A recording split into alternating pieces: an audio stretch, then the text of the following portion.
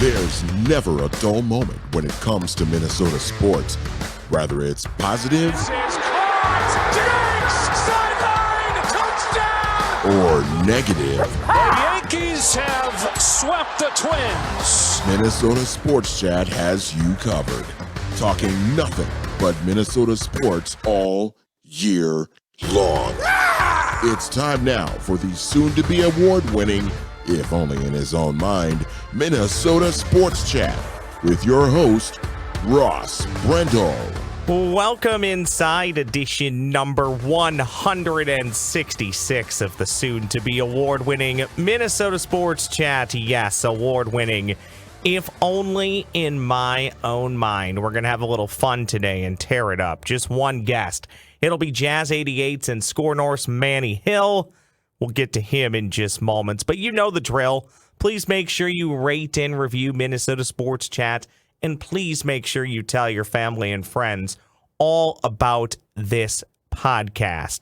And if you're listening via the Score North Taxi Squad feed, I encourage you to please subscribe to Minnesota Sports Chat wherever it is that you get your podcast. And don't forget, you can now check out this pod on the YouTube machine.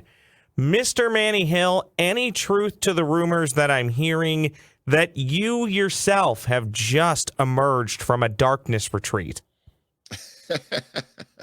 I can neither confirm nor deny. I think a darkness retreat sounds awful. Like, what do I do? It could be miserable. I couldn't even imagine trying to do something like that. I haven't done too much homework, Manny. I really haven't dug deep into what a darkness retreat entails. But from just hearing people talk about them, it sounds like you're literally just sitting in the dark and then they bring you food. Yeah. Can you do anything? I saw... Or are you just alone with your thoughts? Because that's a scary place to be. Well, I saw when our friend Patrick Royce was on with the boys last week with Judd, Phil, and Declan. They were talking about Rudy Gobert going on his darkness retreat, and Declan put up a picture on the screen on the YouTube Score North YouTube page of the picture of the like the little shack or hut or cave, whatever the hell you want to call it.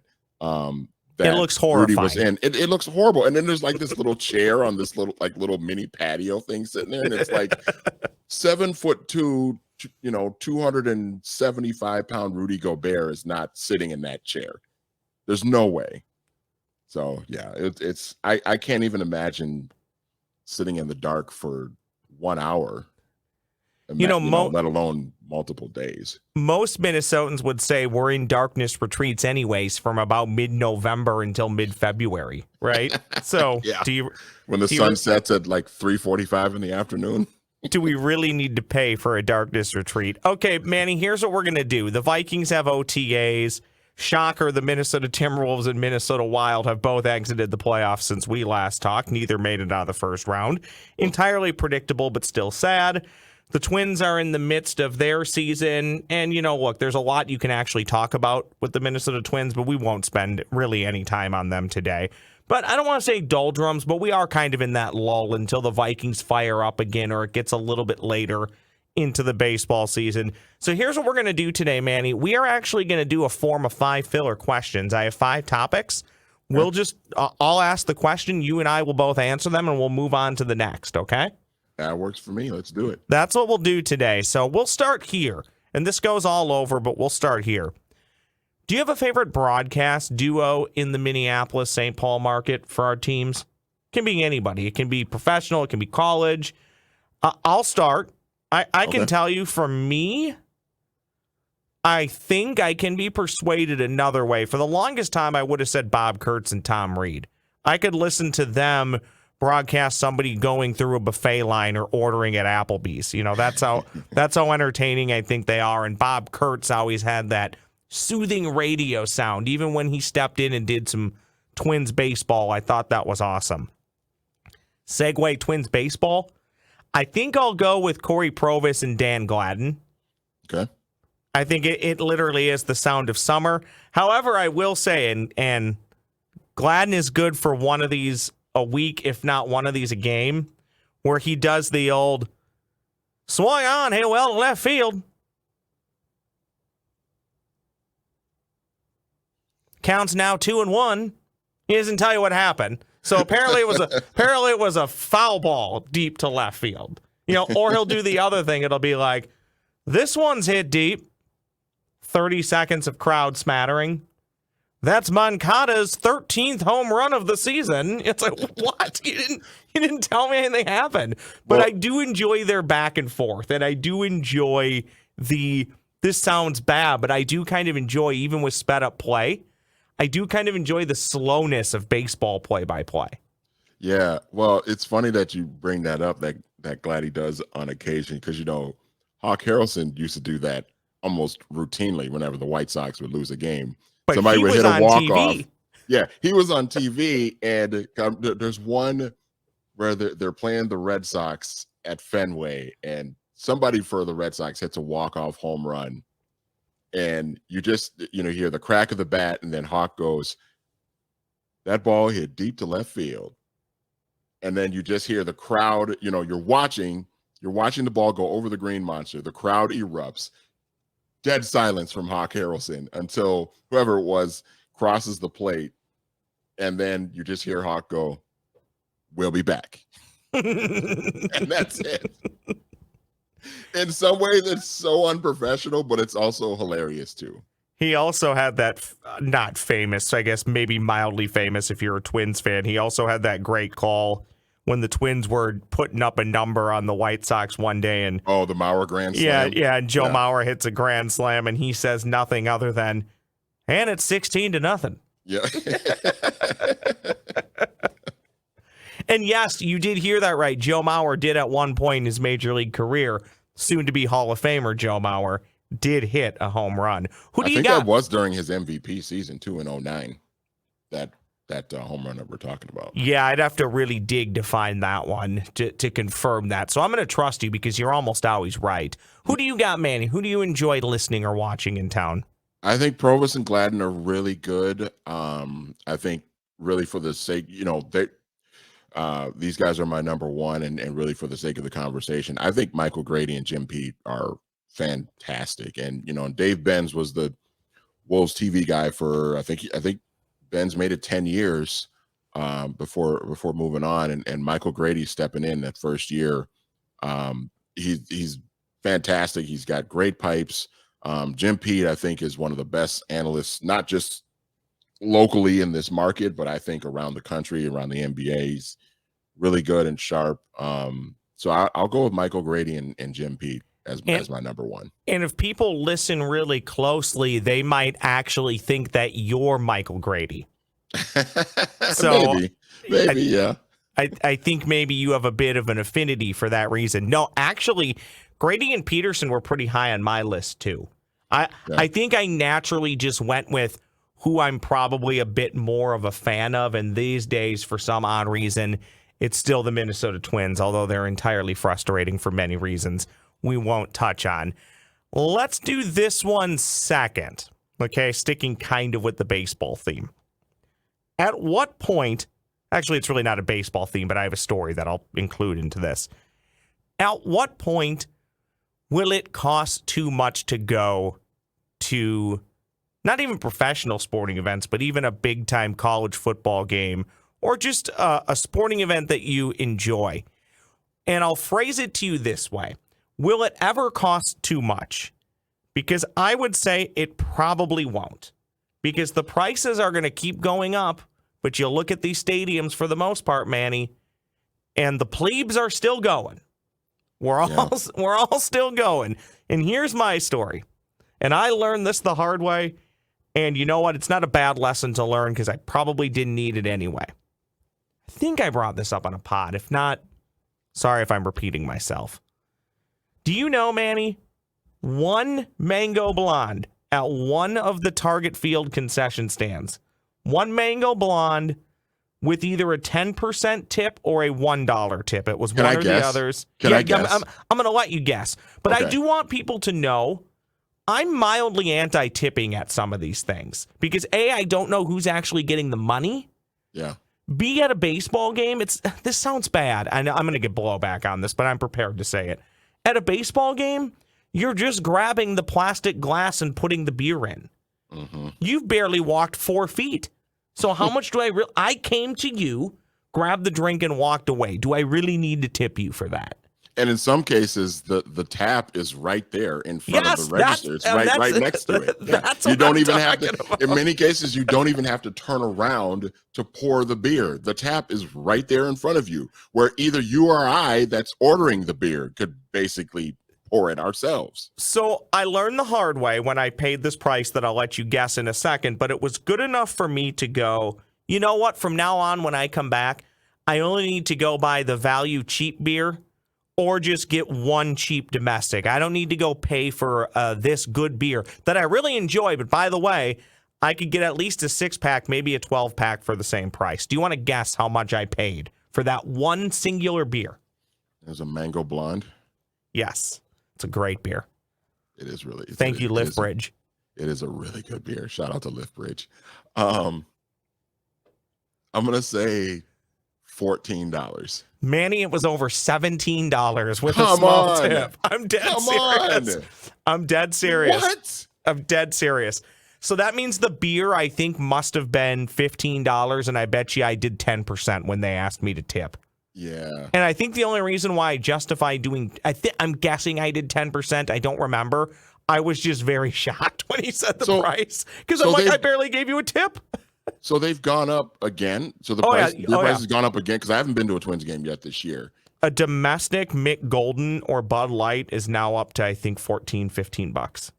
My God. Exactly. And that's the ticket prices. I'll give the Twins credit. You can get into the game pretty cheaply, and they do have their value stands. But I get a little upset when teams get all high and mighty on their value stands. Okay. Well, at our value stand, let's actually serve people something that resembles food at the rest of your park. Because your value stand is just low-level chips and nasty cheese for your nachos. Your popcorn is just popcorn. Your popcorn should be value popcorn everywhere. You should only be charging a couple dollars for that stuff. You're still charging me $5 for a 12-ounce can of Bud Light.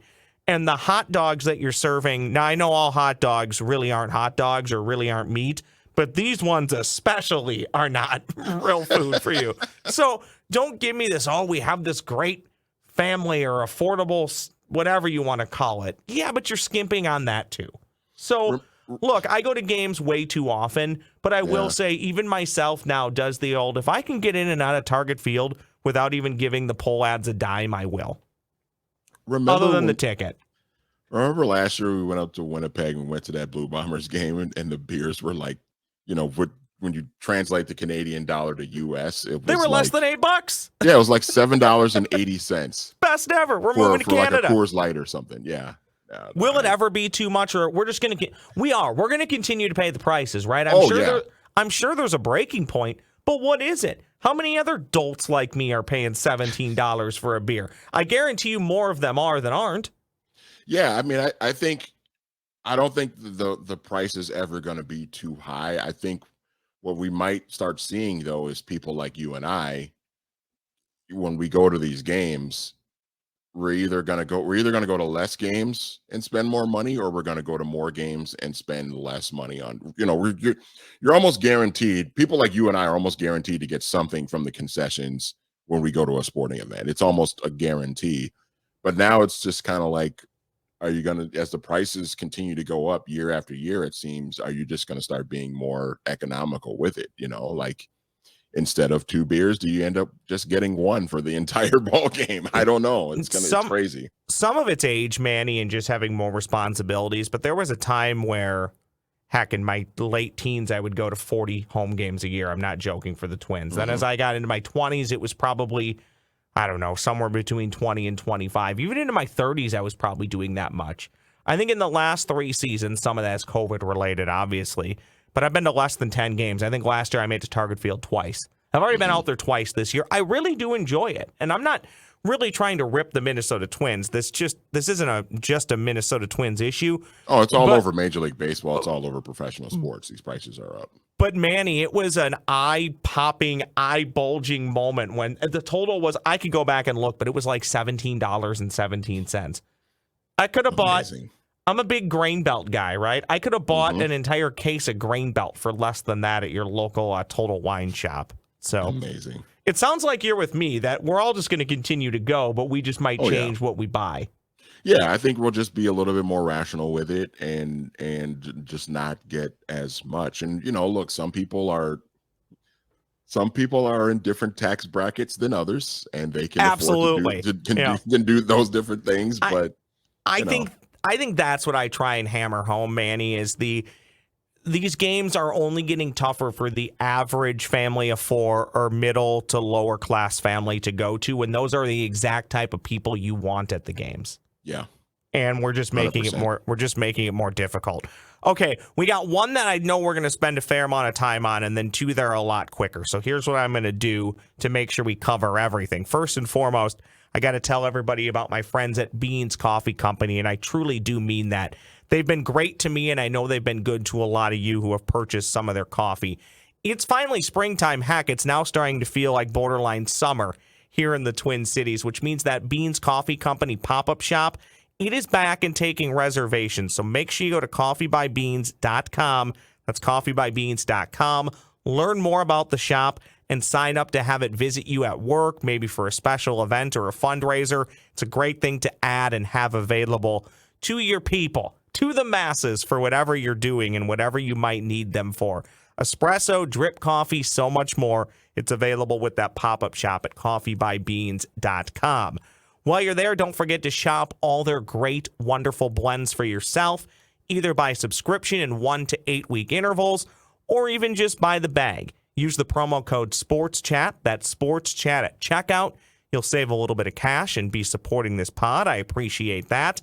And they ship for free on all orders of $35 or more anywhere in the U.S. Coffeebybeans.com, promo code SPORTSCHAT. Okay, Manny, I'm going to give you some options, but I'm going to play some audio for you here, okay?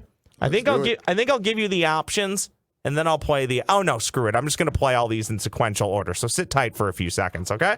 Mm-hmm. With the 6th pick in the 2009 NBA Draft, the Minnesota Timberwolves select Johnny Flynn from Syracuse University.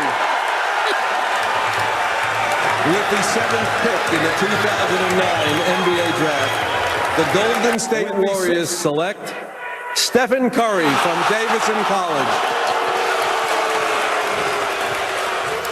All right, Manny, that was 2009. Let's jump ahead. With the 14th pick in the 2013 This is NBA actually Draft, the Wolves pick, by the way. the Utah Jazz select Shabazz Muhammad.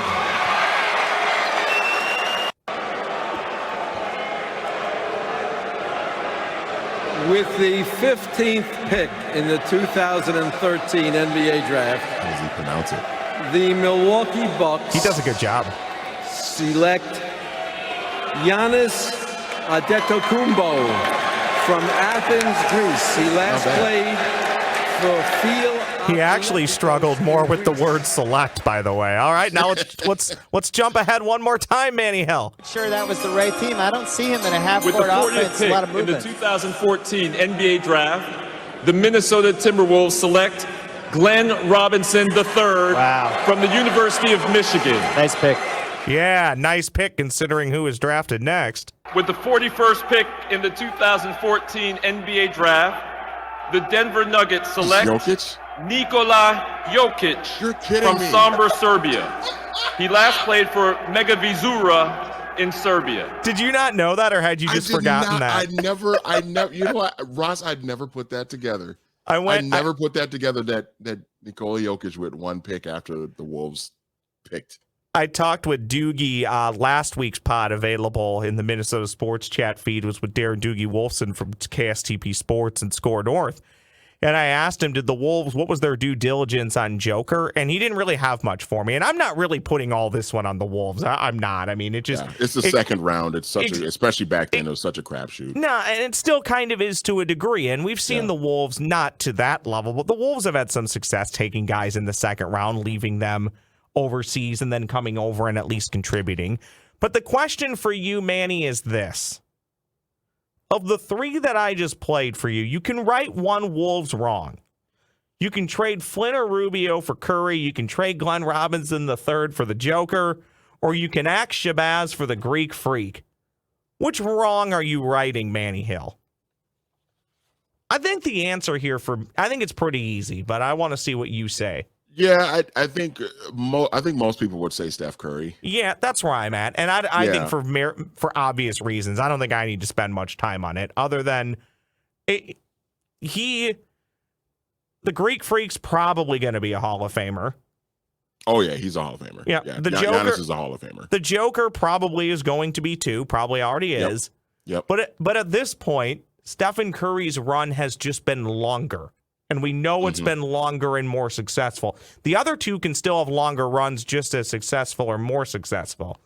But knowing what we know now, and even what we probably knew at the time, I think a lot of us thought that, it's kind of dicey that you didn't take Steph Curry. The other two, it's, okay, congratulations, Milwaukee, and Denver, you made nice picks.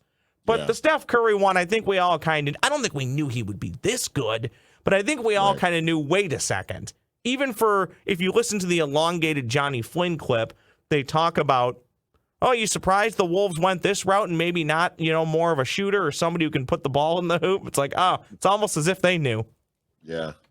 Yeah, I think the correct answer, I think, for most people is probably Steph Curry.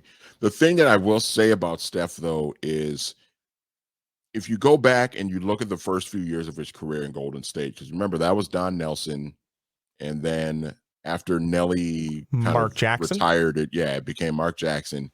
Those first couple of years with Steph, Steph had some ankle injuries and some ankle issues, and there was a question that the Warriors front office was having about, choosing between him and Monte Ellis, because there was that belief that those two guys sort of two undersized two guards, although Steph was more of a point guard.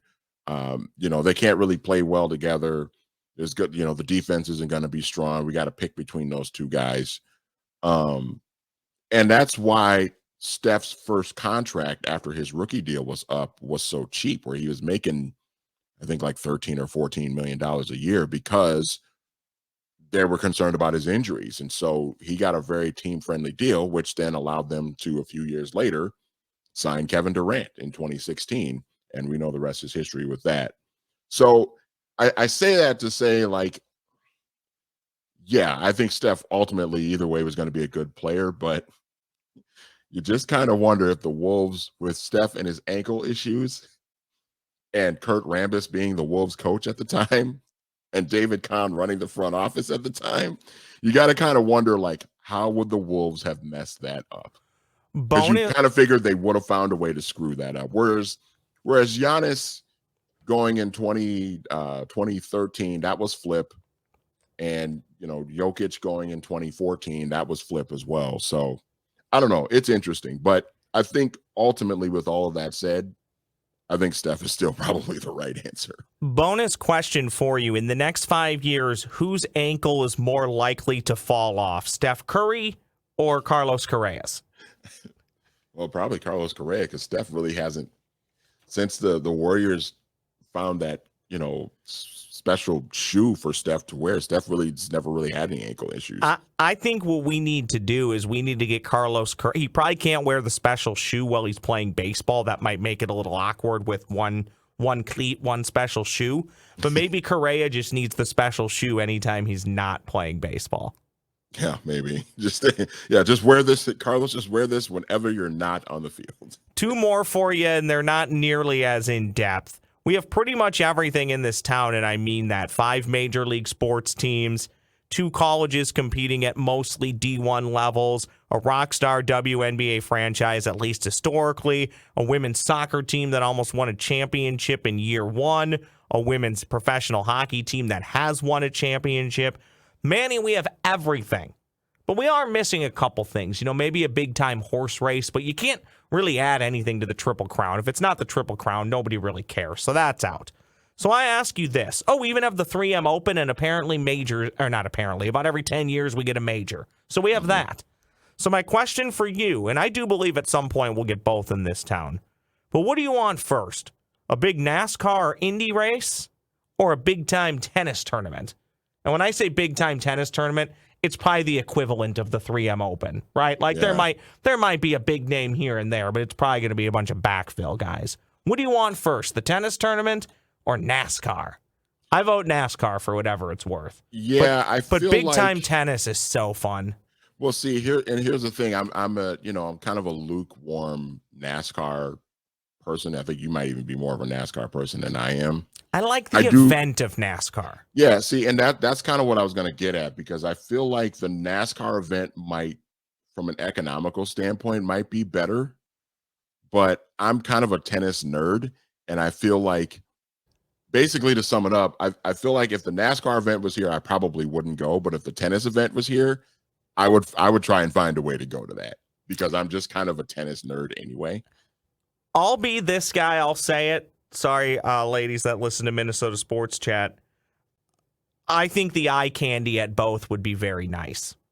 You know, I think I would. You know, it's going to be summertime. Either way, right? A tennis tournament's only going to be here in June, July, or August, right? NASCAR could probably only be here in July and August. There's only so many windows for them to come here in their 8-month-long schedule. Yeah. With our luck, though, wouldn't it, no matter which event it would be, it would rain like hell. Yeah, it would rain for like 4 days straight. It would rain. That's just how it works here.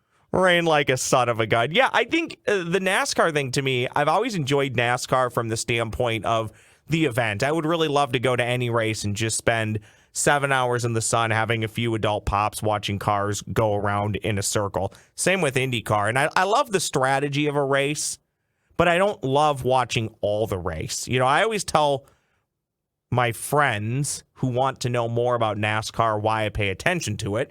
I always make the baseball analogy that each NASCAR race is like a baseball season. They spend the first 80% of the race just trying to position and be ready to win it in the last 10 to 20%, right? That's what a lot of Major League Baseball teams do. That's why I'm not super stressed about the Twins right now, but again, I'm still highly annoyed. I think we'll get there probably in, another future edition of Minnesota Sports Chat. Last one for you, and then we'll be done with this edition, Manny. Who makes better mini donuts? Is it the Target Field stand, the XL Energy Center stand, or is there another venue in town that makes better mini donuts that I don't know about? And I pose this question because you love mini donuts. I like to eat them, but I can only have one or two because I'm diabetic. So typically somebody will get the bag and I'll have one or two of them. So I'm not super invested in it like you are, but I do know you love your mini donuts. So who makes the best? Hands down, by far and away, XL Energy Center. And it just every time it smells when you walk in the door too. Yep. As soon as you walk in, you hear the puck going up against the boards. You hear the blades of the skates, slushing up the ice, and you smell the mini donuts, man. I thought you were gonna say, and you hear Manny's shoes clankering on the ground as he's running towards the mini donut stand. Yeah, they're very good at Target Field as well. The line at Target Field is always atrociously long. Well, how have they not put another stand somewhere at this point? Right, because last year, I had season tickets last year, and they were, I was in third deck behind home plate.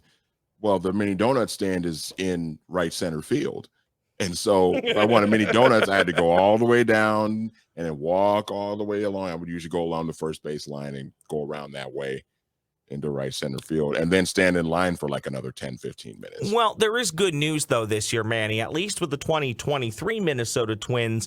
If you have to spend 3 innings in line getting mini donuts, they probably haven't given up a run, but they also haven't gotten a hit themselves. Yeah. So, and if they've gotten the bases loaded, we know they certainly haven't gotten a hit. Oh. Yeah. How do you not just close your eyes, swing the bat, hit the ball, and occasionally get a base hit with the bases loaded? Just luck into it. Remember the old days when they would have the bases low with nobody out and they'd ground into a double play and we would all be upset? I would be ecstatic if that's what they were doing now. I mean, just get a run. Come on. Manny, that's all I got for you. Thanks for doing this again. Thanks for fulfilling the Manny quota. Always a pleasure, my friend. You know I enjoy this. We'll be back. Manny will be back on the pod sometime in June for the Manny quota. I will be back hopefully next week. I'm taking a long Memorial Day weekend, so maybe it'll be a little bit later next week that a new pod will drop. But I do appreciate you listening, telling your family and friends, consuming this pod. I really do. Thank you so much. Thanks to Mr. Manny Hill. Check out his work with Jazz 88, Score North. Find him, Manny Hill, at Manny Hill 84, still on Twitter?